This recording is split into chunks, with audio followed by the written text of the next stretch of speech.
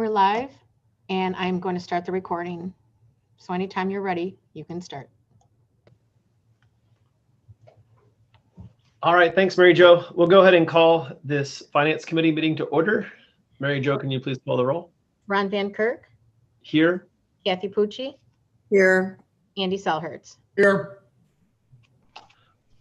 Okay, the first item on the agenda this evening is, since this is our first meeting in 2021, is to elect a chairperson. Have any nominations for that? I'd like to nominate Ron Van Kirk. Second. For Ron Van Kirk for chair, Ron Van Kirk, Yes. Kathy Pucci, Yes. Andy Selhertz. Yes. Thank you. All right, thank you. Fairly abbreviated finance meeting tonight. Most of what we're going to talk about, we'll end up talking about in whole with everyone involved. But I do want to go over a couple of things. The first item is really not a finance item, but we did talk about the finance today, so I thought this would be a good chance to ask a question if anyone has any thoughts. And that is Ordinance 2020-58, and that's the food truck ordinance, adding it to our code. We had some discussion at our previous meeting about the fee, and we kind of left it there. Does anyone want anything into this, or should we wait the committee of the whole? Any thoughts on? The main reason I bring it up now is because the primary objection was the fee. I think it was $50. Any comments there? Maybe recognized. Yes. I think we wanted a little bit of information on what other cities charged. I think that was part of our discussion. Mm-hmm. I don't know that we ever got that. Yeah. Let's see. Is Mr. Butler? He's on here. Yeah, Kevin's on here. I'm here. My understanding was that you wanted information on what Cleveland charged, and I did provide that information. If you would like me to take some additional time and look for other charges, I'd be glad to do so. There's no rush to getting this enacted, so we could always. Cleveland was high. I remember that now that you said that. It was pretty high, wasn't it? Cleveland requires, because Cleveland has a Department of Health, it serves as in the same way that our county board of health would serve to inspect these vehicles for food safety concerns. So the Cleveland Division of Health charges an additional fee on top of the permit fee for the food trucks for that inspection. The permit fee, I think, is, as I recall, I emailed this around $100 or $150. Yeah, I remember that now that you said that. So, okay. So, and this $50 fee was a round number that we to some extent pulled out of the air because it would safely cover the kind of time that it would take a firefighter to conduct an on-site inspection, and the police department to actually issue the permit ultimately to the food truck operator. But the city does not have an abiding. My understanding is that the administration, I don't want to speak for everyone, but we don't have an abiding interest in setting that too high, and we're perfectly fine with any modifications that might be made to that. I'm fine with whatever the cost is to have whatever it would cost to say to have the inspection done. I don't obviously not we don't have a ton of this. But the more I looked at this, I don't necessarily have about $50. I mean, I do understand that it, for some it might be expensive, but I mean, it's an inspection, so I'm not sure you can get a whole lot less. All right, May I be recognized? Sure. I guess maybe Mr. Butler, if you wouldn't mind just getting maybe a few other suburbs, what they charge. I think the concern is that we already have a difficult time in getting food trucks to some of our events. And I think these are very popular, and we want to make sure we're still going to be able to attract them, not just to the events that, we've had in the past, but maybe future events. And, I certainly, don't want to see us, shut ourselves out of the ones who have been willing to come here to continue to come, and maybe new ones coming. But I understand, I mean, there is a cost to, someone from the fire department going out and inspecting it to make sure everything is safe, which we certainly want to do. But maybe if you could just get maybe a few other suburbs, Will do. what they're charging. Glad to do so. Hey, Ron, could I be recognized? Sure, absolutely. Yep.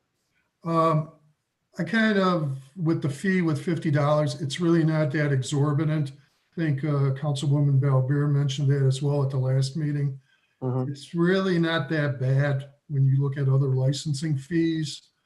Part of the problem, I believe, with some of the things what we tried with food trucks at some of our fall festivals or picnic in the park type things is we also try to get the food trucks a little bit later in the season. We start looking for them later when they've already tried to commit to some other things. I mean, if you don't look early enough, the pickings are starting to get a little bit slim at times. So it's, if you wait too long, yeah, you're going to have not that much of an opportunity. And if our law director, he possibly can look at Lakewood. I know that they usually have an abundance of events now, especially with that Lakewood truck park. That's kind of like an ongoing thing there. That might give us a good indicator of what's appropriate fee. Glad to do so. All right.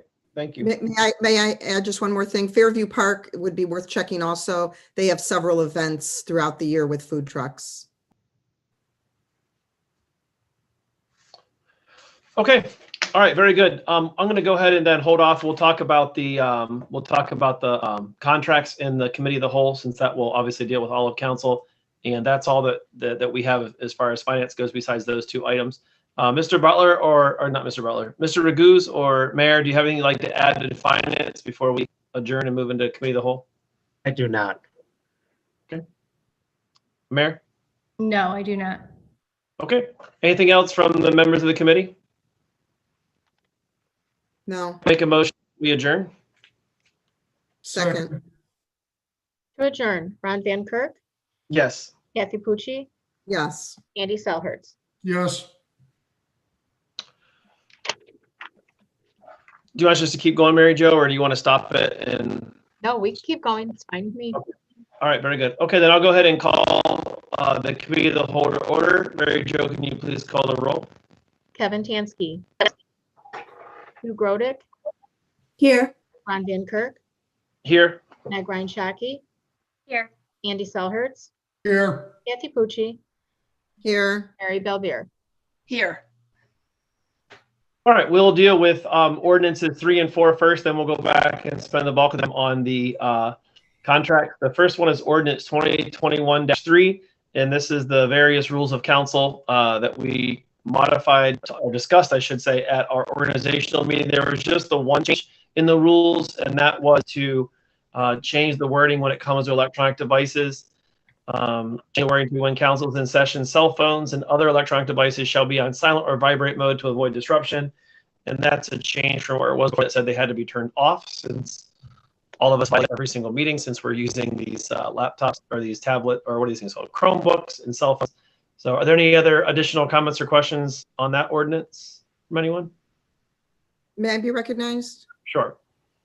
I just wanted to ask Mr. Butler, I know that it was stated at the meeting that you had some back and forth with Mary Jo and Mr. Van Kirk about putting some sort of provision in that into our rules that if we were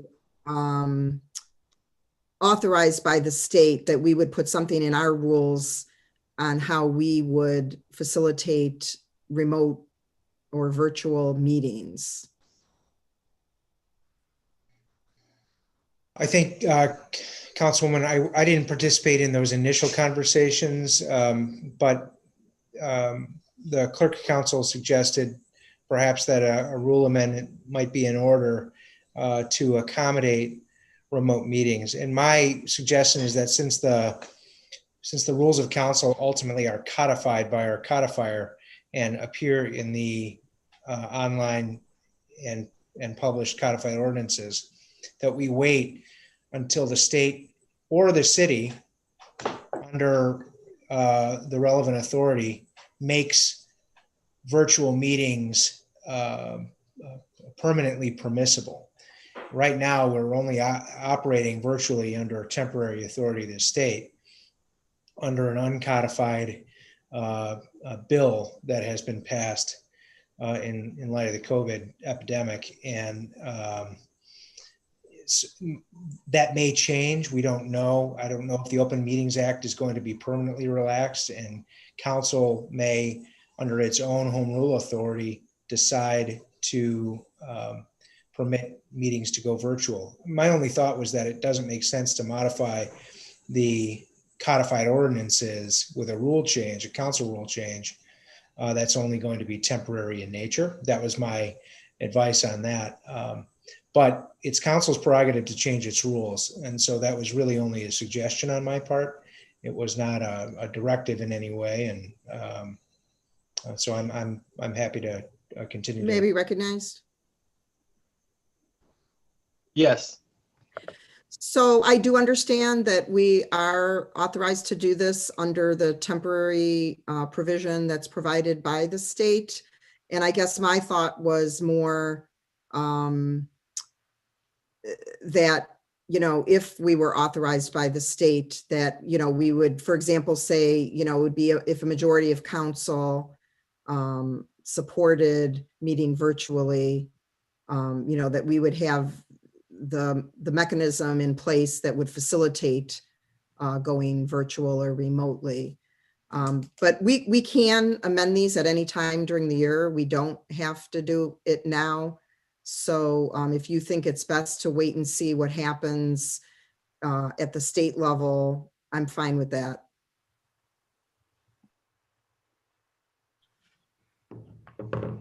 Okay. Mr. Chair and Councilwoman, I'm sorry if I just may quickly respond to that. I'm not suggesting that we have to wait to see what happens at the state level.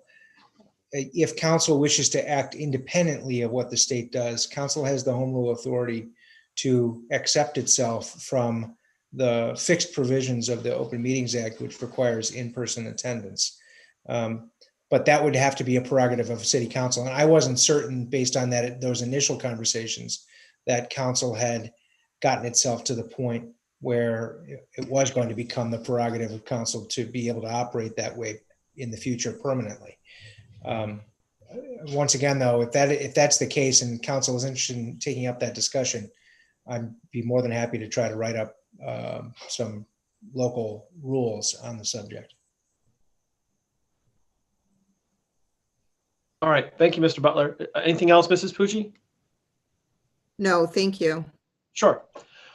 All right. Then the last thing before we get to the contracts is ordinance 2021-4. Of course, this is the long-awaited master plan that the county in conjunction with the city has been working on.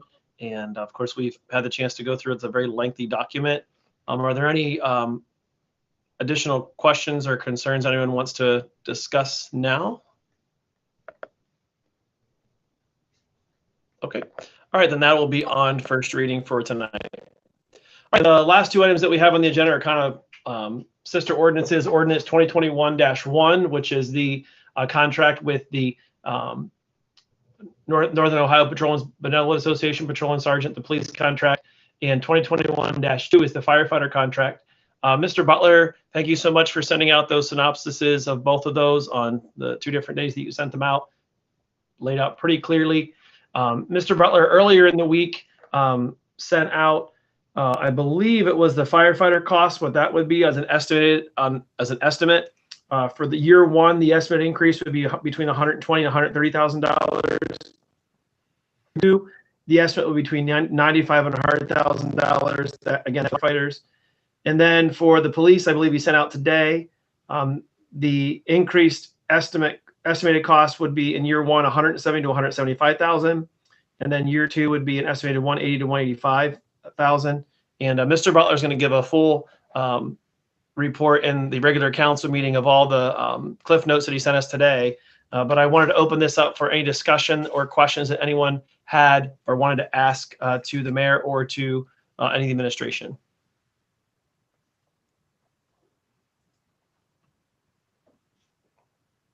No one? Mr. May I Chair. be recognized?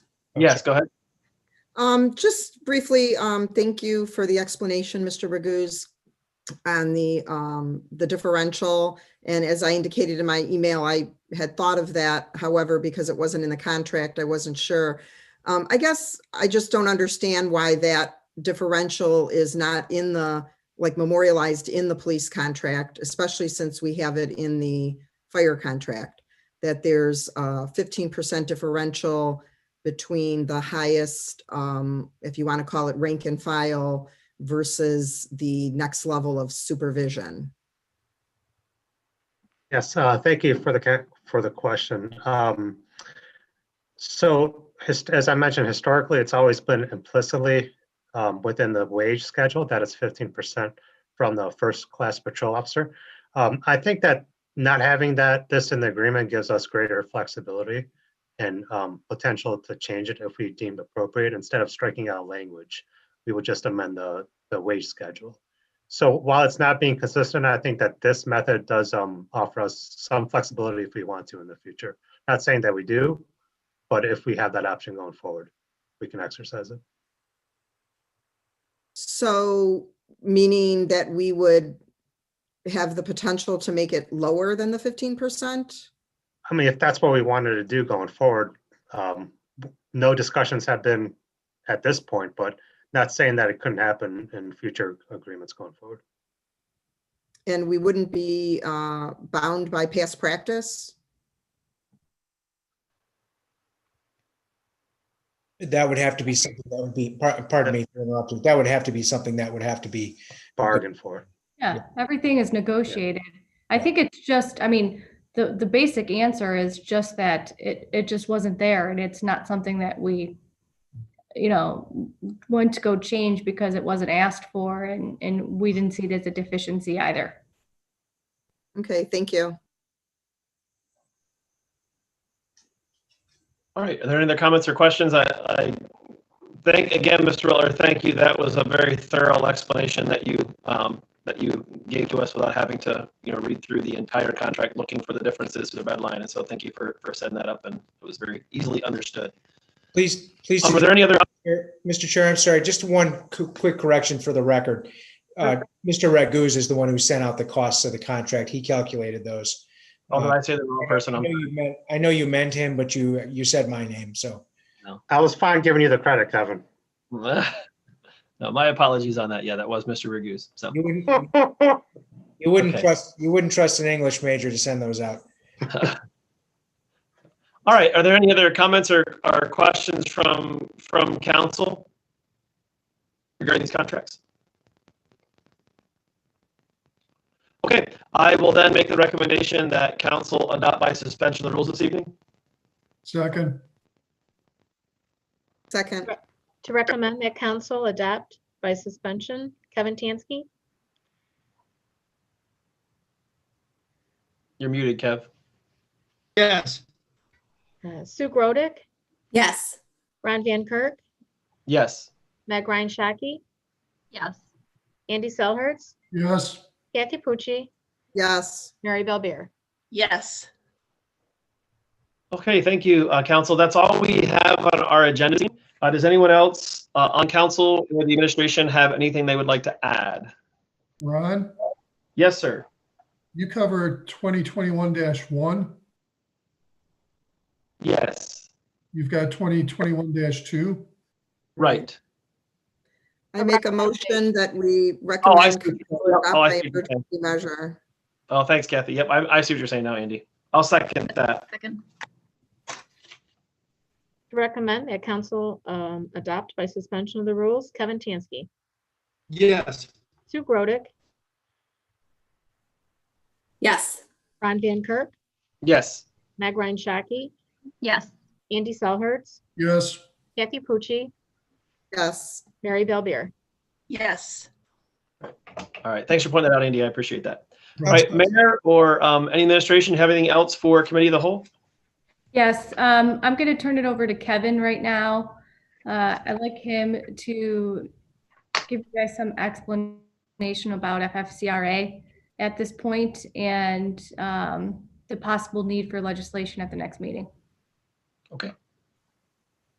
Thank you.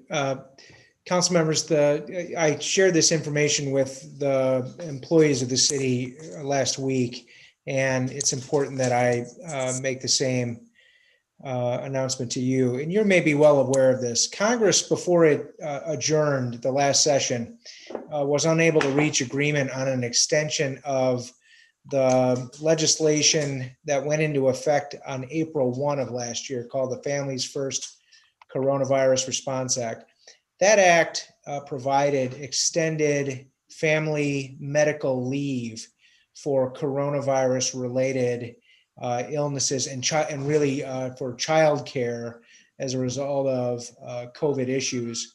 It also provided for extended sick leave, a week of paid sick leave for COVID-related quarantining and illness. We had, by the time that act went into effect, passed local legislation, if you'll recall, that gave the mayor flexibility to permit employees to be able to use banked sick time, for example, for things that wouldn't normally qualify for sick time, in order that they be paid while they were off. It also permitted the mayor to grant paid administrative leave in certain circumstances with respect to employees who were affected by COVID. That legislation, that local legislation that we enacted, which also, by the way, permitted remote meetings before the state did, that legislation has expired. It expired this fall. In its place, we've had the provisions of the Family First Coronavirus Response Act, which has been helpful to us because it does give employees some additional sick leave if they're off. And some employees have taken advantage of that. But that act has now expired as of December 31 and has not been renewed by Congress. It may be renewed in the future. But in the meantime, we have no local or state or federal legislation that permits the mayor to allow employees either the use of paid administrative leave in these COVID-related situations or the use of other banked leaves in order to make sure that they remain paid during their time off. The thought is that absent state, local, or federal legislation, we're going to have to do something locally if we want to continue to maintain flexibility. And if you ask any employment lawyer what the number one objective is during COVID, it's to try to maintain flexibility. It's to make sure that you are as flexible as possible, or you can be as flexible or nimble as possible with your employees. So it's my suggestion to the administration that we introduce legislation at the next council meeting. It doesn't have to go into effect necessarily on an emergency basis. We may wind up asking for your approval that evening, in which case we'll try to get a draft out to you well in advance. But the legislation would essentially renew the employment-related provisions of the legislation that we adopted last March.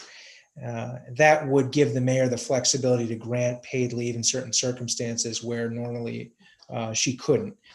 And what does that really do? What it does is it gives us a paper trail, for one thing. It gives us council's stamp of approval so that when the mayor or the administration make judgment calls as to the use of paid leave, there's no question that a state auditor's not going to come in and ding us for that or require that that leave be reimbursed to the city because it was granted illegally. So the local legislation helps us in that regard. That's why we think it's important now that, especially now that the Families First Act has gone away. So I'm glad to answer any questions on that, but I just wanted to give you the heads up that we're going to be coming to council with some legislation on that at the next meeting. Kevin, will it be similar language to what we had? Yes, Mr. Chair. It's very likely there were two parts to that March legislation that you passed last year. One dealt with open meetings and one dealt with employment provisions. The legislation that we would introduce would very closely mimic the employment part of the March legislation that you passed last year. I don't think we need to touch the open meeting stuff right now, unless, of course, council wishes to do that. But certainly we need to, I think, give the administration the flexibility to handle those employment issues. So that's what the legislation would look like. Okay. And then the congressional act that you're talking about, are you in Columbus or DC? Columbus? DC. DC. Has the state of Ohio done anything or is in the process of doing anything? Not to my understanding, no. There have been no bills yet introduced this year. The General Assembly is not, they're having their retreats coming up and then their caucus retreats coming up, and then they'll start introducing legislation. But we haven't seen anything. We haven't heard of anything coming out of Columbus that would take the place of the Families First Act. Honestly, before that would happen, my guess is Congress in Washington will intervene and renew some provisions of the Families First Act. That wouldn't surprise me, but I think in the meantime, we need to have some local legislation in place. Fair enough. Thank you. May I be recognized? Yes. Yeah, I believe the city of Berea just did something very similar to extend their flexibility with the benefits. Thank you for that. It's good information. Mr. Butler, when you give your report in your in the council meeting, if you could mention something about that as well. You don't have to go into that much detail, but you can mention something as well. I'd appreciate it. You got it. Sure thing. All right. Anyone else on council have any thing they'd like to add? Mayor, was that all? Was there? Instead of going over this in the regular council meeting, I sent out an email of all the CMR responses. As you could see, we got quite a few firms that put in a RFP for that. We did shortlist that. So for the public's purposes, AM Higley, Green Space, Panzica, Donnelly's teamed up with DSA, RFC, Infinity, Turner, Granger, Gilbane partnered up with Ozan and Hammond, and then Whiting Turner. And after the scoring, the city will be interviewing Thursday, AM Higley, Panzica, Donnelly's, Granger, and Gilbane. I really, this is probably going to be one of the hardest interviews that we've had for the City Hall Police Station. These are all great firms. We did have a preliminary meeting last week for them to ask questions, and it will be an interesting process. I think it's going to be very close on all of the selections, but I don't think we're going to be able to go wrong with any of those 6. So we're excited about that, the fact that this is a highly desired project, and hopefully that allows for a good end product to all of this. That's all I have. All right, very good. Glad we're continuing to move along. That's great. For anyone on council, have any questions regarding that? Okay, if that is all, then I will go ahead and make a motion.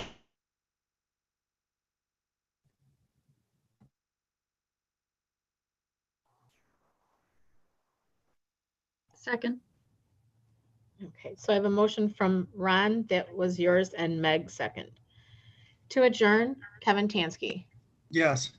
Sue Grodick, Yes. Ron Van Kirk, Yes. Meg Ryan Shaki, Yes. Andy Selhertz, Yes. Kathy Pucci, Yes. Mary Belvier. Yes. We are still going to be live on YouTube running during this, so everybody's aware. Okay, we'll I will- reconvene. All right, we'll reconvene in about 15 minutes. Thank you. All right, thanks, Mary Jo.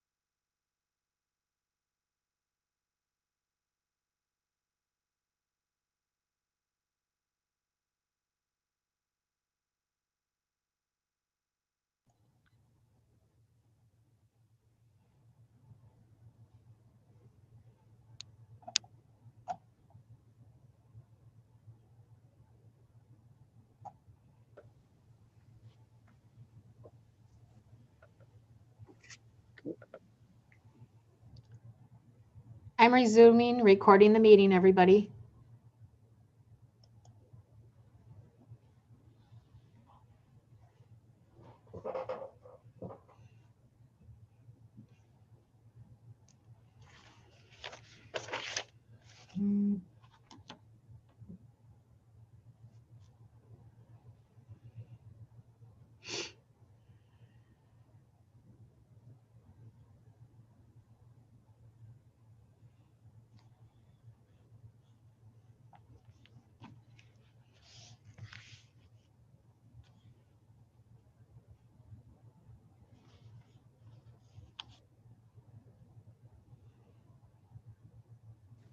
Okay, it's 7 o'clock, so I'd like to call this meeting of City Council to order. Mary Jo, can you please call the roll? Kevin Kaminski. Kevin. Yep, here. Sue Grodick. Here. Ron Van Kirk. Here. Meg Ryan Shaki. Andy Selhertz. Here. Kathy Pucci. Here. Mary Belbeer. Here. Would you please stand and join me for the Pledge of Allegiance? And following the Pledge of Allegiance, we'll be led in prayer this evening by Pastor Carl Etheridge. I pledge allegiance to the flag of the United States of America and to the republic for which it stands, one nation, under God, indivisible, with liberty and justice for all. Right, Pastor, thank you for being here tonight. If you could go ahead and open our meeting in prayer. All right. Well, thank you guys for having me. And Andy, thanks for the invitation. Let us pray. Father God, we come before you tonight, and I want to just start off by saying thank you. Thank you for this land that you have blessed us with to live in, land of the free, land of the brave. A place, Lord God, where we can share our own thoughts and our own opinions, Lord God, and be able to do it in a way that we're able to respect one another, care for one another, build up one another, and bless one another. I thank you for each of these council members. I thank you, Lord, that they are willing to set aside some of their personal time, their private time, to invest into our city, to invest in the lives of its citizens. Lord, I know it's not easy.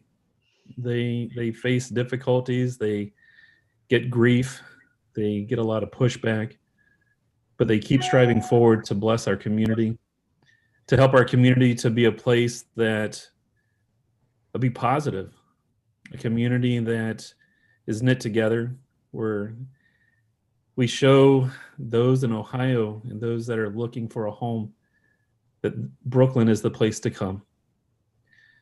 Tonight, as they discuss important matters for our city, I pray that you would give each of them wisdom, give them guidance, let them be able to see clearly from one another's own perspective and each other's perspective, that we all can see things from different angles and be able to help one another.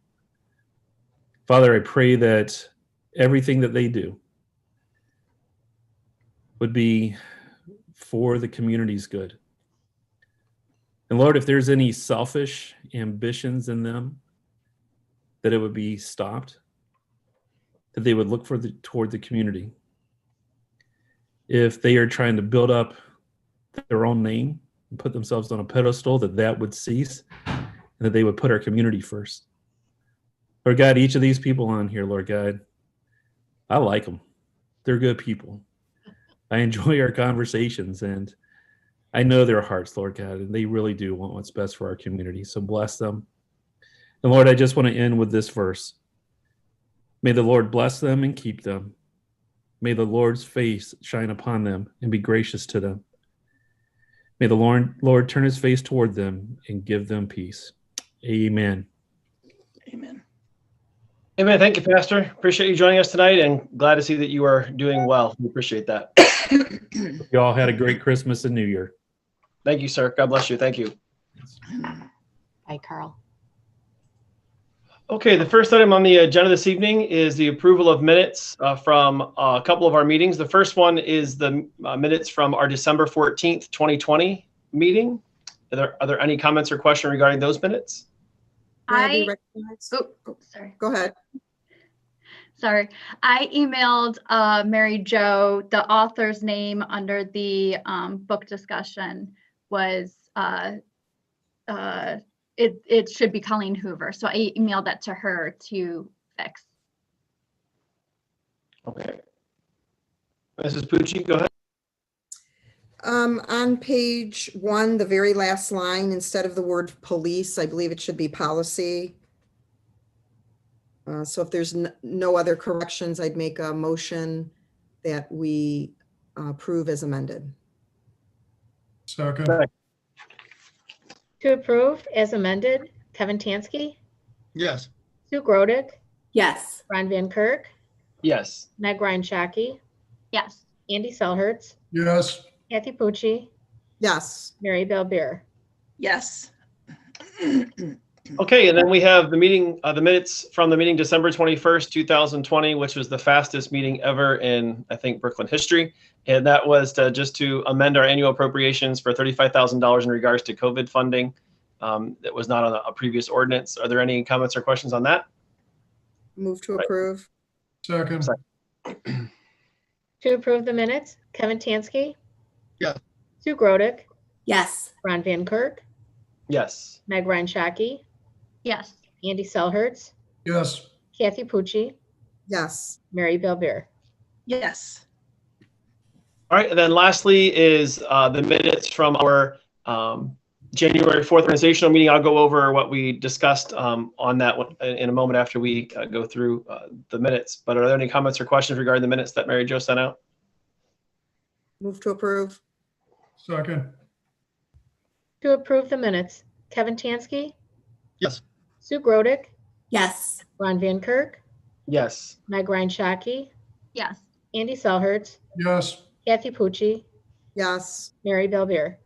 Yes. All right, this time is the public session. Mary Jo, were there any emails today or since our last meeting in regards to tonight's agenda? There were none submitted. Okay, very good. Thank you.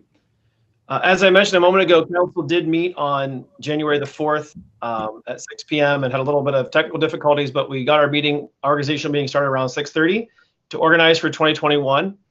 In this meeting, the position of council president and president pro tem, as well as the various committee members as voted on by council, along with positions appointed by the council president, were elected and appointed. And all of those positions for 2021 will remain the same as they were in 2020. And a full listing of these assignments can be found on the city website. I want to once again thank council for their confidence in selecting me as council president for this year. And we are looking forward to a wonderful 2021. With that, we'll move on with our reports of committees, commissions, and boards. We'll begin this evening with the Finance Committee. We just discussed one item in the Finance Committee because the bulk of our conversation was in the Committee of the Whole. And that was in regards to Ordinance 2020-58. Creating Chapter 761 food trucks in our ordinances, and further research will be done on this by Mr. Butler, and he will report back to council at our next meeting. Council did also elect me again. The committee, I should say, elected me again as the chairman for that committee, so I want to thank them as well. In regards to ordinances 2021-1 and 2021-2, both of these were discussed at the Committee of the Whole, but Mr. Butler will be giving a more detailed report on those during his committee report. With that, we'll move on with our next committee, and that will be the Recreation Board. Councilman Tansky. Thank you. Recreation Board meeting for the month of January is canceled. And that concludes my report. Thank you. Next up is Domestic Abuse Commission. Thank you. The Domestic Abuse Commission will be hosting a book discussion with the Euclid Domestic Violence Task Force. We'll be discussing the book It Ends With Us by Colleen Hoover on January 20th at 6:30 p.m. Please note that there are mentions of domestic abuse and rape in this book that may be triggers to some readers. If you'd like to join us for this virtual discussion, please email me at mryanshaki@brooklynohio.gov and I can get you the Zoom link. And that ends my report. Thank you. Up is legislative update. Councilwoman Bell. Thank you, Mr. Van Kirk. I want to comment on a recent bill passed by the Ohio legislature and signed by Governor DeWine. Senate Bill 175, commonly known as Stand Your Ground, was signed by the governor January 4th and will go into effect April 4th. At least 25 other states have similar laws on their books. This law basically expands the 2008 law known as the Castle Doctrine, which states someone is presumed to have acted in self-defense when using defensive force that may cause death when defending his residence or vehicle against an unlawful intruder. In other words, you do not have to retreat in your own home if invaded and can use deadly force, if necessary, to protect yourself from bodily injury. The new law extends 2008's Castle Doctrine to any place in Ohio a person has a legal right to be. In other words, the right no longer only applies to your home and vehicle, but any place you have a legal right to be, without a legal duty to retreat. If a person does shoot someone and claims self-defense, the legislation says a court cannot consider the possibility of retreat when assessing whether that person used force in self-defense. This new law was opposed by many, including the Ohio Association of Chiefs of Police, the Ohio Prosecuting Attorneys Association, the Ohio Coalition Against Gun Violence, and the Catholic Conference of Ohio. It is backed by the National Rifle Association and the Buckeye Firearms Association. A second facet of this legislation, and actually the original reason it was introduced, is that it grants civil immunity to nonprofit organizations such as churches, synagogues, schools, daycare centers, and etc. for the actions of a person on the premises who is legally licensed to carry a gun. So nonprofits can allow people who are legally licensed to carry a gun to be on their property without worrying of being civilly liable for the actions of these individuals. Although we now have this stand your ground law where you have no obligation to retreat, that certainly does not mean you are encouraged to do it. The American Defense Training Organization advises that in all violent encounters, if you can retreat without putting yourself or others at greater jeopardy, you should. The reason why this is suggested by reputable trainers is that no matter how well you are trained, how fast you are, or how accurate you are, all it takes is for the attacker to get lucky one time to cause you or a loved one death or serious bodily harm. Nothing is worth that unless it is your only choice. Remember, you win 100% of the confrontations you avoid. And that completes my report. Thank you. Thank you, Mrs. Balbier. Next up is our Board of Zoning Appeals, Commissioner Colsar.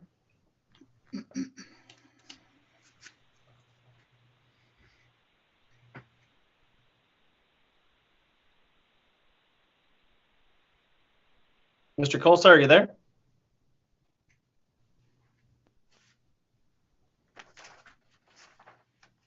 We seem to be having some issues with Mr. Colsar. We'll come back to him a little bit later. We'll now move on with our Planning Commission, Councilwoman Sue Grodick. Yeah, how about now? Oh, there's Dave Colsar. You there, Dave? Go ahead, Can you Dave. hear me now? Yes, sir. Okay, thank you. Sorry, I ended up having to do this with my phone because while I was working on the lines in front of my house this evening. Oh, no problem. So if I don't make it, this information is all on our website under the Board of Zoning Appeals board docs. But we are having a Board of Zoning Appeals meeting Thursday, January 21st at 6 p.m. This will be remote and via Zoom. And we're going to be hearing a request from Brilliant Electric Sign for a 1-foot 8-inch variance to the maximum height of 16 feet for a freestanding sign for Skyworks Equipment Rental at 8650 Brook Park Road. Another request from Brilliant Electric Sign for an 8-square-foot variance to the maximum freestanding sign area of 40 square feet, also for Skyworks Equipment. And a third request in the same location for an 8-foot 8-inch variance to the maximum distance from the right-of-way for Skyworks at 8650 Brook Park Road. Next request is going to be from James Columbro for a 1-foot height variance to the maximum allowable height of 3 feet for a living fence in a front or side yard at 7415 Dell Bank Drive. And the last request is going to be from Robert Donegan Jr., attorney for DMAC Realty LLC, for a variance to the paving requirement for a parking area at 7332 Associate Avenue. The public is invited to view this meeting for free on the city's YouTube channel. And this page is also, will be linked from the city's homepage. Anyone who wishes to be heard live should contact Dawn Neal at dneal, NEDNEAL at brooklynohio.gov. And if there's any questions, you can always reach me, 216-635-4201. Thank you. That completes my report. Thank you, Mr. Kolsar. Next up is our Planning Commission, Councilman Grodick. Thank you. The Planning Commission met on January 6th, and we had 3 items on our agenda. The first was a request from Brilliant Electric Sign for an illuminated channel wall sign for LN Nail and Spa at 4334 Ridge Road, and that was approved. The second one, which we just heard about, was from a request for a Brilliant Electric Sign for illuminated freestanding sign for Skyworks at 8650 Brook Park Road. That was approved with the variances to go to the Zoning Board of Appeals for their approval. And the third one was a request from Mokesh Agarwal for a preliminary site approval for an addition to Loving Cup Daycare at 4476 Ridge Road. After discussing it, it is the same site approval that had previously come in front of the Planning Commission, so it was changed and passed as a final site approval. The next meeting for the Planning Commission will be Wednesday, February 3rd at 6 p.m. And that concludes my report. Thank you, Mrs. Grodick. Next up is our School Board Liaison, Councilwoman Balbier. Thank you. Students and staff returned to their in-person hybrid schedule on January 7th. The hybrid schedule is Monday, Tuesday, Thursday, and Friday from 8 to 1:30. Wednesdays are remote learning at home. For parents that have scheduled the remote-only option, school lunches are still available by calling Mrs. Tracy Spies at 216-485-8121. Athletics and activities resumed on January 3rd. The athletic schedules can be found on the district's website. Strategic planning. This work is set to begin the second semester, which I believe is January 25th. Dr. Collaros is looking at a different approach to this work. The committee will look to develop a portrait of a Brooklyn graduate. This portrait will look at the top 4 to 76 characteristics that we want students to have when they graduate from Brooklyn High School. The first meeting was held on December 5th, where Dr. Collaros met with approximately 35 staff members, parents, and administrators. This work will continue over the next few months. The next meetings are scheduled for mid-January. Also, if you get a chance, I highly recommend looking at the last school board meeting because they did discuss some very interesting things. There was a program put on about with 3 teachers and staff, Ms. Kalich, Brian Hare, and Matt Larson, and they presented goals of it's called Programs of Study. And these are goals that will only benefit our students. Dr. Collaros mentioned that he really wants our school system to become elite. And through this program of study, he looks at it will give a lot of options to all kinds of students to excel. So it's quite interesting. So if you get a chance to look at it. And also, lastly, the next school board meeting is scheduled for January 14th at 6 p.m. And the school is actually thinking of being an inoculation center for the vaccine when it comes in. So that's one thing they're talking about. So please keep that in mind. And that concludes my report. Thank you. Thank you, Mrs. Belbier. The committee of the whole did meet prior to our council meeting, as we always do, and discussed the following items. Ordinance 2021-3. This is amending the various rules of council. And there was just one rules change this year that's on this ordinance, and that is in regards to electronic equipment. The old rule read that all electronic devices had to be shut off, but since we all use them now, in council we changed that, so now it reads when in council is in session, cell phones and other electronic devices will be put on silent or vibrate mode to avoid disruption. Then we also briefly discussed ordinance 2021-4, which is the Upton City of Brooklyn 2020 master plan. There's been a lot of discussion in regards to that. It is finally done and is on council's approval tonight on first reading. And then very briefly, we discussed ordinance 2021-1 and 2021-2. And these are the ordinances in regards to the patrol and sergeant units for our police department, as well as the firefighters local 1145 for the fire department. And Mr. Butler, as I mentioned earlier, will give a summary of the changes to the current contract in his report.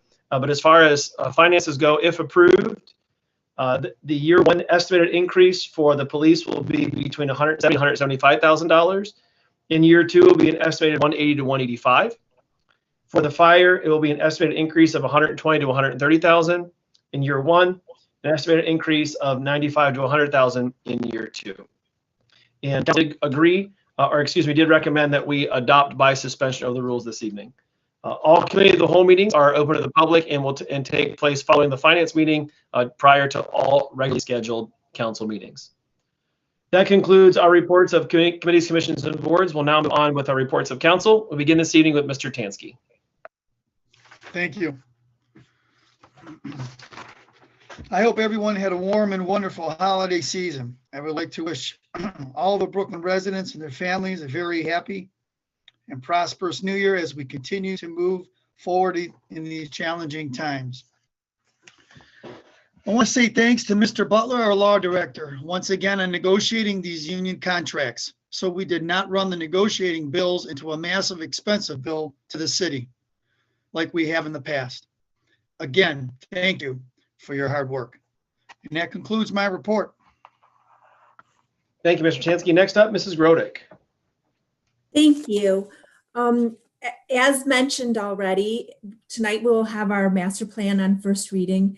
And as someone who was a resident on that master plan committee, nearly 2 years ago it began, I would just like to thank the residents for all their input on the master plan.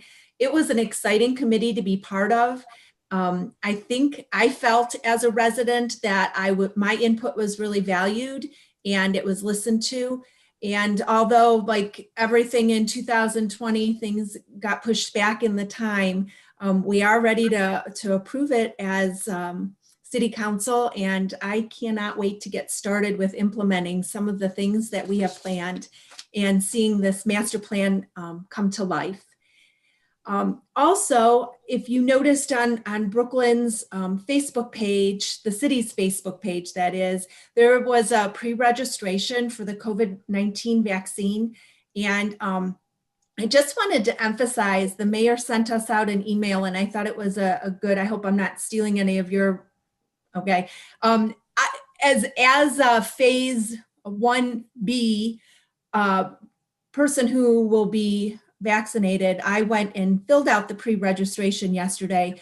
I also noticed, because we're getting so much different information from the state.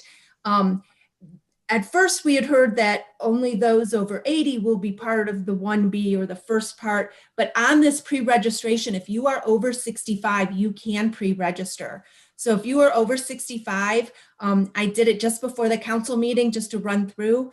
I just put in my web browser, Cuyahoga County Board of Health COVID sign up, and was able to fill out the form. They are not asking for very much personal information. Your address and your phone number and an email is about it.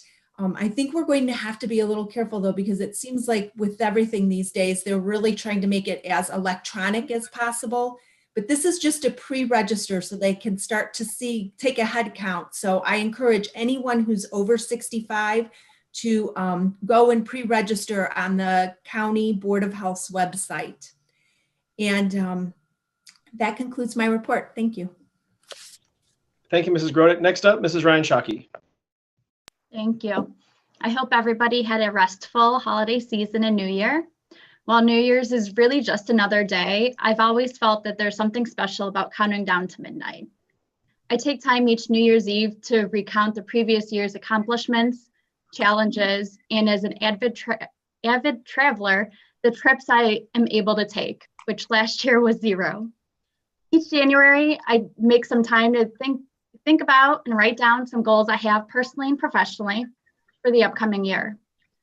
The single day doesn't wipe away the challenges or struggles that we're currently facing. However, it often feels like a new chapter as we begin a new year and look forward to what the new year can bring. While we all wish we could turn the page into 2021 with a COVID-free world, we know that counting down the clock on New Year's Eve doesn't work that way.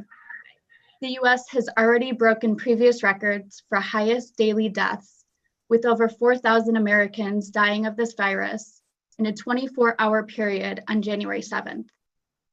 These numbers aren't just statistics, but people with families and loved ones who they left behind.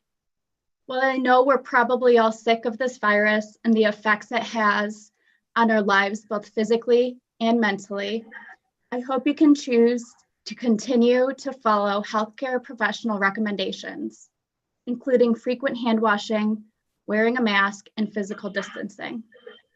As the saying goes, actions speak louder than words. And right now, it is up to us to act to put a stop to the virus. One thing all Cleveland sports fans can agree on that makes 2021 feel like a new and amazing year is the Cleveland Browns playoff win we just had last night. Let's take this big win and hope it's a sign that 2021 will be different and better than last year. That ends my report.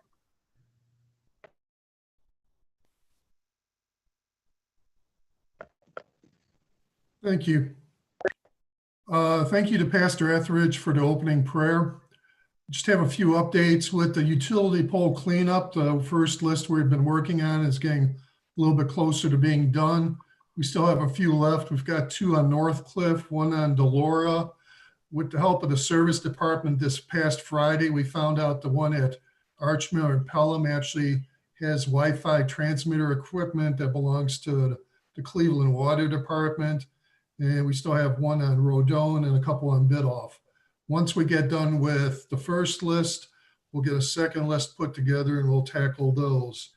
In regards to the GIS audit that Real Term Energy's been doing with First Energy, those results have been in the hands of First Energy. There's only maybe 20 discrepancies that we actually got to talk to somebody about, get a final determination. We definitely want to have the final audit report done in, I would say, the latest by the end of this month, if not a little bit earlier. On the lighter side, if you feel hungry and have the need for something for dinner still today, the Brooklyn Music Boosters are having a fundraiser today till 10 o'clock over at Raising Cane's. Proceeds, 15% of sales will go to the boosters. Next week, the Chamber of Commerce is also having a fundraiser at Raising Cane's. It'll be from 10 a.m. to 10 p.m. If you mention a fundraiser at the register, Cane's will donate 15% to the chamber. Also, second comments by Councilman Tansky to our law director, Kevin Butler, on his work with the contracts. Thank you very much for it. Also, our law director, happy birthday tomorrow to you. Enjoy it. One thing else we'll have is once the weather breaks, we had 2 meetings prior, not this past year in 2020, but in 2019, where we had the property owners on Kennedy and Summer Lane where their backyards meet up together.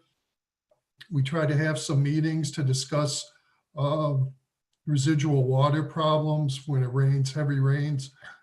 Once the weather breaks, and we'll see what happens with COVID, we still might try to have another meeting out there, actually on site, to get people to come out and talk about it if we can get everybody in unison to kind of try to resolve the problems. And that concludes my report. Thank you, Mr. Selhertz. Next up, Mrs. Thank you. I too would like to thank Pastor Carl Etheridge for offering the opening prayer this evening. We appreciate his presence with us. And as we begin our new year, I want to take a moment to thank all of our employees for their efforts in 2020. Last year was extremely stressful and challenging for all of us. I appreciate all that our employees did and also their dedication to our community. Part of what makes our city unique is through the efforts of our employees, the level of services we are able to provide our residents, businesses, and visitors. So thanks to each and every one of you. I would also like to echo the thanks to Mr. Butler for his efforts in negotiating the contracts we have before us this evening, and also to Mr. Raguse and our chiefs for their efforts as well. I'd also like to thank our residents who decorated for the holiday. Our community was a little brighter, and I appreciate your efforts. And congratulations to the winners of the holiday decorating contest. In closing, last week, it was horrifying to see the attack on our Capitol and the attack on our democracy. I would have never imagined witnessing anything like that. I pray for a healing for our nation and for the safety of all our elected leaders and law enforcement. And that concludes my report. Thank you. Mrs. Belvier. Thank you. I too would like to thank Pastor Etheridge for his beautiful prayer, his opening prayer. That was really wonderful. I hope everybody listens to what he has said. I also would like to wish all our residents and my constituents here at City Council a joyous and blessed new year, a new year filled with many blessings. This has been a tremendous year. I know for all of us, it's been a tremendous year for me, myself, personally. And I only can say I trust God that everything's going to work out and things will work out for everyone. I truly believe it. There are so many exciting things to look forward to in the new year. We have the vaccination coming in, and it's giving us a brighter take on life and just everything. And we have to remain positive. I know it's so hard to do sometimes, and I catch myself, and I kind of gave myself a motto, and it was, be kind, because everybody's on their own journey. And I'm trying very hard to live by it. I'm not perfect, but I'm trying very hard to live by it. So once again, I thank our wonderful staff. Yes, Mr. Butler and Mr. Raguse, he does a tremendous job. There's no question that anybody on council can ask them that they cannot answer. And lastly, I'd like to say, go Bucks. They'll be on pretty soon. Thank you. All right, thank you, Mrs. Belvier. I just too want to wish everyone a happy new year. Seems like a lot of bad news in the news right now, but there's a lot of very exciting things going on in the city of Brooklyn, and very much looking forward to seeing us get things started with our police station and our city hall and new employers coming into the city. So 2021 promises to be a great year for the city, and I firmly believe that things are what you make them. So we can, as my teacher used to say, make it a great day. So I'm looking forward to making 2021 a great year. That's all from council. For our reports, we'll now move on to the report from the mayor. So Mayor. Thank you, Council President Van Kirk. I'd like to wish everyone a happy new year. I am going to echo some of the few sentiments already mentioned by City Council. I'd like to thank residents for their participation in the master plan. It was a very long process, but I think it will be worthwhile document for the administrative team and employees to carry out. With that being said, one of the suggestions as part of the master plan is to have a committee as a check either annually, quarterly on the progress that the administration makes towards that. So that will be one of the first steps once the master plan is approved by City Council, is either to use the steering committee as that check or to see if other residents are interested in participating on that check. But I don't want to happen like the last time we had a plan that just sat on the shelf, whether for the recession or anything else. Even if there's just small incremental movements towards the ultimate goals, that's what we're going to strive for. in City Hall. With that being said, we've met internally over the last several months to form a strategic plan. Many of the initiatives that were laid out by residents in that master plan were put into our strategic plan internally, so we can have monthly checks on directors and chiefs that we're moving forward with our own internal measures to improve the city, but also what the residents have put before us. So we're excited about that. Looking past this past last year, going through performance evaluations of directors, I was very glad to see how much we were able to accomplish despite what was going on with the pandemic. There was a lot of finagling, figuring out changes constantly going on in the city last year. And I think the directors and chiefs did an amazing job. I think the employees did an amazing job. And I am very grateful for their patience, and I'm grateful for their understanding and during this crazy time that we live in and all of the constant changes. I'm also grateful for all of the directors and employees through the negotiation process so far.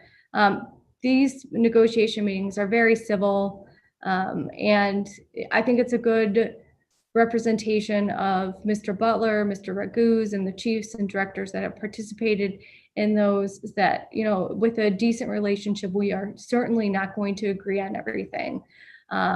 But we could speak to each other in a respectful manner to try to get to some kind of resolution where not everybody's happy at all. So, and that's what negotiations are, you know, we get to a point where, you know, it's a compromise, and you know, one side gets a little, the other side gets a little. And I think that we've accomplished that on the two contracts before you right now, which are certainly fair. And I think I'm glad that the city has gotten to the point where we're comfortable giving out some money to our employees that work so hard for us, and that we're not constantly saying no. I say that with the caveat that we do still have this thing hanging over our heads with working from home and income taxes, and we've made that clear through the negotiation process. And I am very hopeful that that gets resolved soon and we're not in a very dire straits with income taxes. Next, moving forward, I do want to remind everybody that we will be issuing RFP for the zoning code updates this week, seeking responses up until February 5th. One of the things that we've been talking about for a long time, high on the priority list of the master plan, but high on the priority list of the city. This is going to be a long process to go through and a complete zoning rewrite of our outdated code. City Council, the Planning Commission, the zoning will have much to say about that entire process as we go through that, just as the master plan. Also, one of the items that was in the master plan was the idea from the Planning Commission of a road diet on Memphis as we move forward with a police station in City Hall. As the first piece of a civic center, we will contemplate the idea of a road diet. We have Jeremy Rowan, the ED Director Planner, has been in conversation with GPD, our city engineer, Dan Garrison. As part of their contract, they have been looking at those numbers, and we have a meeting next week to discuss whether this is an idea that we can go to the state for some safety money. So I could pass on that information, whatever the outcome is at the next meeting. I've been reached out to by NOACA. Brooklyn has been selected as one of the charging electric car stations at our City Hall. With the new build of the City Hall, obviously we don't want to put it in where our old City Hall is. So we're going to have to find a good location for that with the new build, or whether that be on the Recreation Center site. But exciting thing, they're going to be all throughout the county, but I'm glad that Brooklyn was selected as a good location to put one of these. And I think that's it for tonight. I realize there's a big game, so I don't want to hold us up way past 8 o'clock. So thank you. That concludes my report. Thank you, Mayor. Just two reports from directors this evening, the first of which is our Recreation Commissioner, Thank you. So a couple positive notes. We were able to get the youth basketball program up and running this year. We had 5 teams from grades 3 through 6, boys and girls. So we were, glad to get that program going. I think all but 2 communities in the league decided to push forward this year and offer that. So they had their first games last weekend. We are not hosting anything until January 30th at the middle school, but just good news in general that we were able to get that program off and running. And hopefully we're able to, finish the season, obviously with protocols in place. The other update on our side is the ice rink. I'm not sure if you've heard, but we were asked and awarded to host the Kent district for the high school state hockey playoffs. They closed down back in March, haven't opened since. So the state was exploring some options for some select rinks to host that district during the tournament. And they came to us, looked at our protocols, very comfortable with how we're operating right now. So we were able to schedule the games accordingly. So we're going to go ahead with that this year. So along with the normal Barron Cup and our West Side District games, we're going to be hosting theirs as well. There's also an outside chance that we might be asked or selected to host the Final Four this year, which is typically held in Columbus. It's still scheduled down there, but we are an option to hold it here if they choose not to or unable to. A lot of people ask, how we're able to do that with COVID and everything, but, we're operating right now for games at about 5% capacity of what the entire building holds by fire code. So, we're keeping things safe in our facility, which is a big reason why the state wanted to come here for these games. So we're going to oblige for that. And then Stickney Creek, we're having a pre-construction meeting of some sorts on Wednesday. So hopefully we'll have a little more detail on some construction start dates and some progress on that project coming up in the park. And that completes my report. Thank you, sir. Appreciate that. All good news from the rec department. So thank you, sir. Next, Law Director, Mr. Butler. Thank you, Mr. Chair, and thanks, council members, for all the nice comments. I appreciate that. I do certainly share the reward of doing contract negotiations with the finance director, the chiefs, the mayor, and others who help us throughout the process. So I want to make sure that they're recognized as well, and I know that you all do recognize them for that work. Also, thanks for the nice birthday wishes. So I'll talk about ordinances 1 and 2 before you tonight. The first one has to do with the police collective bargaining agreement for the next 3 years. And the second, the fire union collective bargaining agreement for the next 3 years.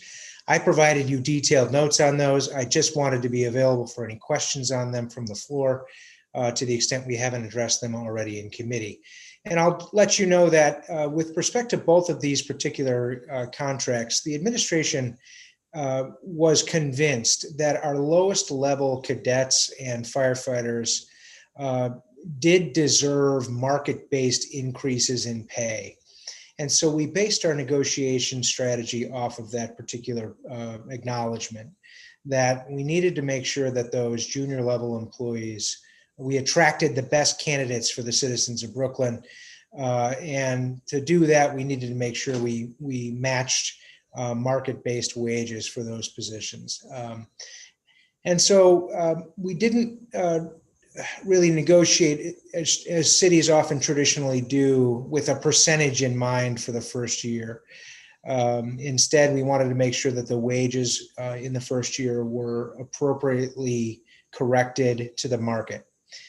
In the second year of both contracts, you're going to see, generally speaking, 3% increases for wages across the board. And in the third year, we've asked and I have agreed with the unions to have wage reopeners, which means that until we sit down 2 years from now and begin discussing wages again, we are not going to know what may be any increases in pay in year 3. That's a very important point for us because of the income tax situation and the COVID-related financial losses that municipalities are taking right now. So obviously that's a big portion of the negotiations over wages.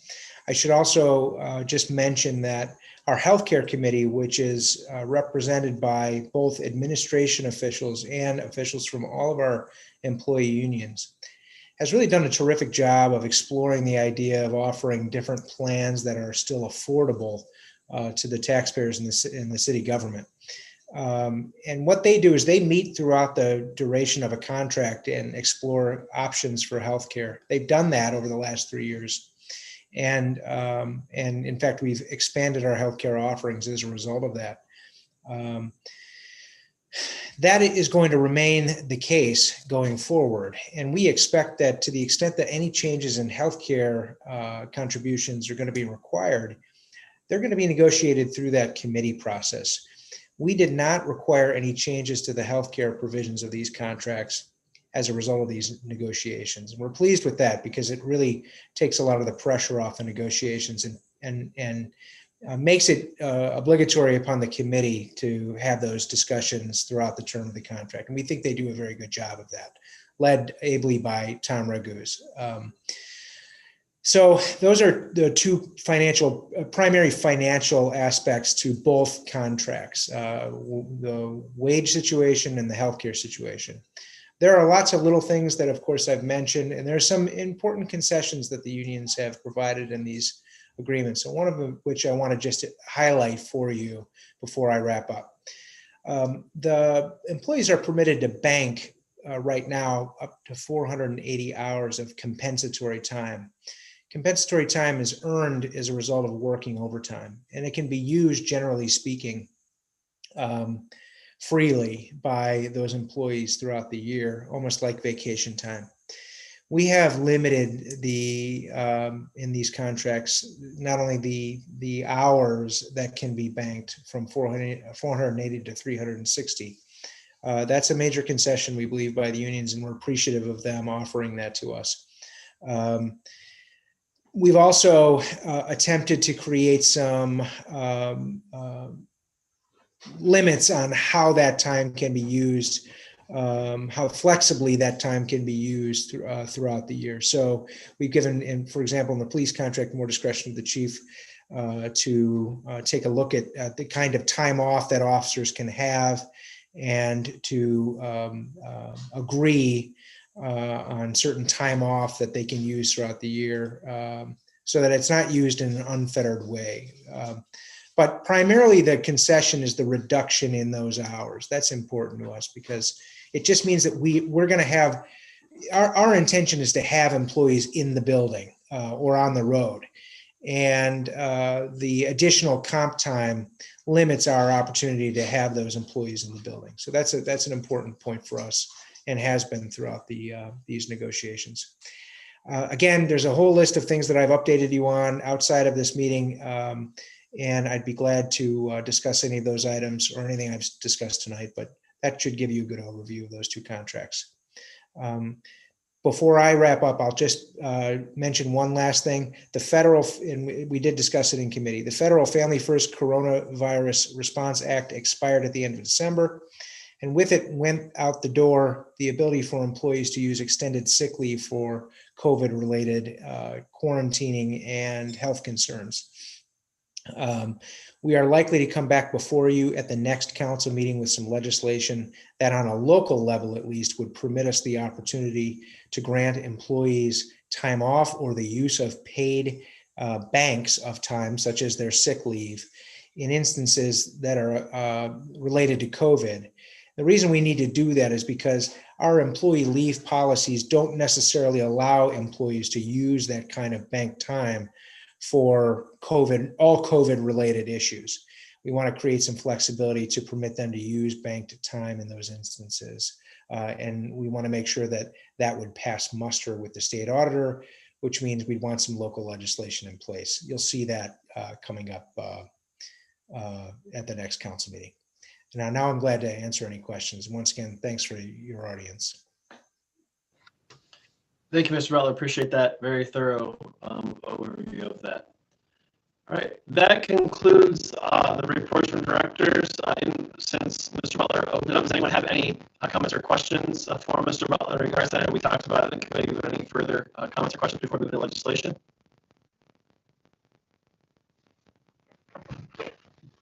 Okay, we'll go ahead then and move into the legislation portion of our agenda. The first item on second reading this evening is ordinance 2020-58, creating chapter 761 food trucks of the codified ordinances of the city of Brooklyn. That is on second reading. Ordinance 2021-1 is on first reading, but hope to pass by suspension of the rules this evening.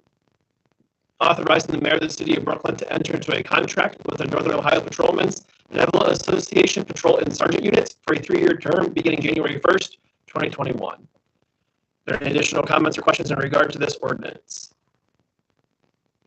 Introduced by all, suspend the rules. Second. To suspend the rules, Kevin Tansky, Yes. Sue Grodick, Yes. Ron Van Kirk, Yes. Meg Ryan Shaki, Yes. Andy Selhertz, Yes. Kathy Pucci, Yes. Mary Belbeer. Yes. To adopt, Kevin Tansky, Yes. Sue Grodick, Yes. Ron Van Kirk, Yes. Meg Ryan Shaki, Yes. Andy Selhertz, Yes. Kathy Pucci, Yes. Mary Belbeer. Yes. A sister ordinance to that, ordinance 2021-2 is on first reading, but hope to pass the rules. Authorizing the mayor of the city of Brooklyn, Ohio to enter into a contract with the International Association of Firefighters Local 1145 for a 3-year term beginning January 1, 2021. Any additional comments or questions in regards to this?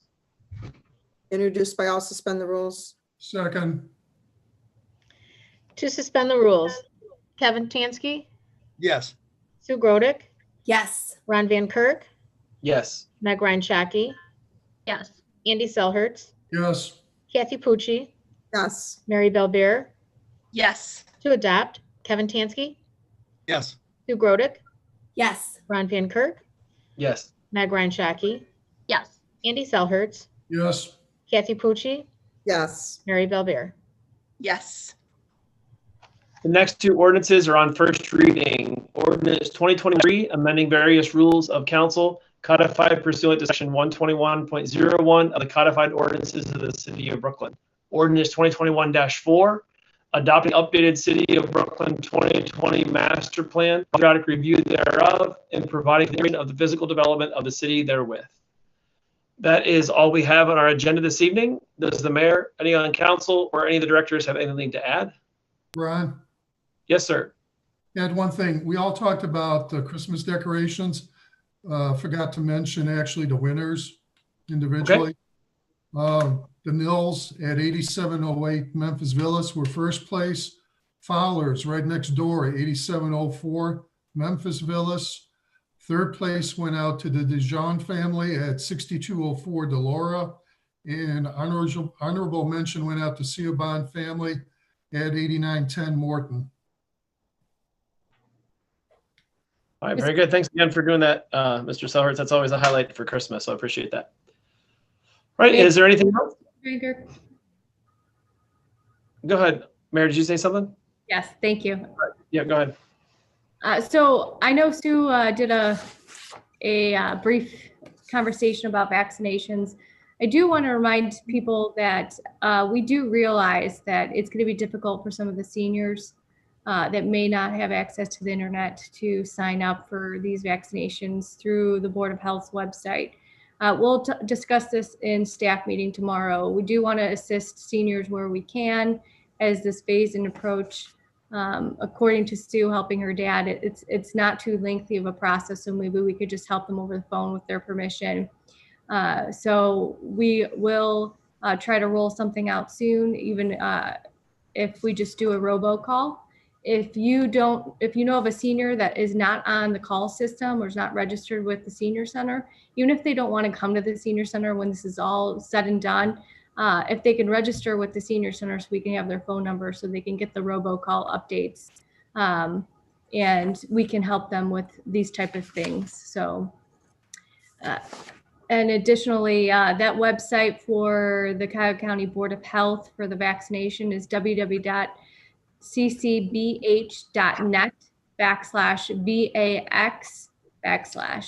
And the last thing I'll say is that there are not that many vaccines that have been released. So despite what you're seeing on the news, and through the governor's office, this process is going to be much slower than you may think. And I think people should anticipate that. I just want to manage expectations that this will likely take a while. I hear that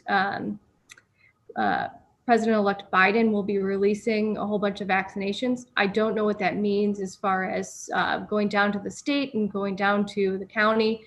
So barring that, with the just going into the process of how it's being handled right now, they've had to hire 70 new employees to help out with the Board of Health.